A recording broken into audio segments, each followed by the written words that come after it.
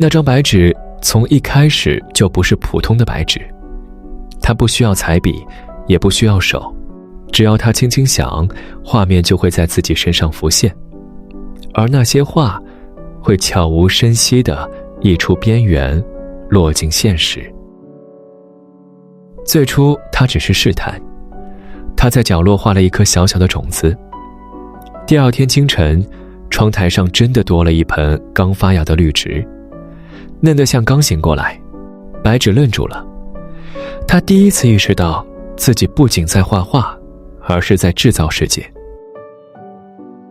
他开始大胆起来，他画出一只猫，毛发柔软，眼睛像夜晚的灯。没过多久，屋子里真的多了一只猫，在地板上慢慢走动，尾巴轻轻摆动。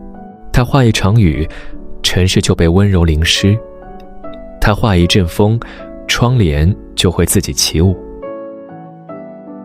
人们不知道这些变化从何而来，只觉得生活变得刚刚好。白纸悄悄开心，他觉得自己像一个隐形的修补者，把世界缺少的部分一一补齐。但渐渐的，他开始画得越来越多，他不再满足于小事，他想让一切都更完美。他画更蓝的天空，更整齐的街道，更温柔的人，更少的争吵。现实也真的开始变得顺滑干净，几乎没有瑕疵。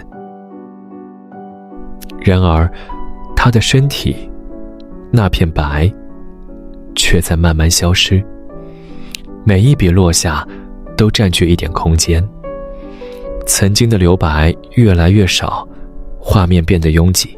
他开始感到一种从未有过的疲惫，不是身体，而是存在本身被填满的沉重。更奇怪的是，世界虽然更好，却少了一点说不出的东西。那只猫不再乱跑，雨总是恰到好处，风不会再打乱任何东西。人们的笑容也变得整齐，却有些浅。白纸忽然明白，他画掉的不只是缺陷，还有不确定的呼吸。他停下来了，他望着自己几乎被填满的身体，密密麻麻的画像，一片无法呼吸的森林。他第一次问自己，如果一切都被我决定，那这个世界还属于谁？那天夜里，他做了一个决定，他轻轻抹去一部分画面，那片被擦掉的地方没有立刻变成什么，只是重新变成了白。现实中也出现了一些空白，未完成的对话，突如其来的风，无法预测的雨。白纸慢慢恢复成原来的样子，不再试图填满一切。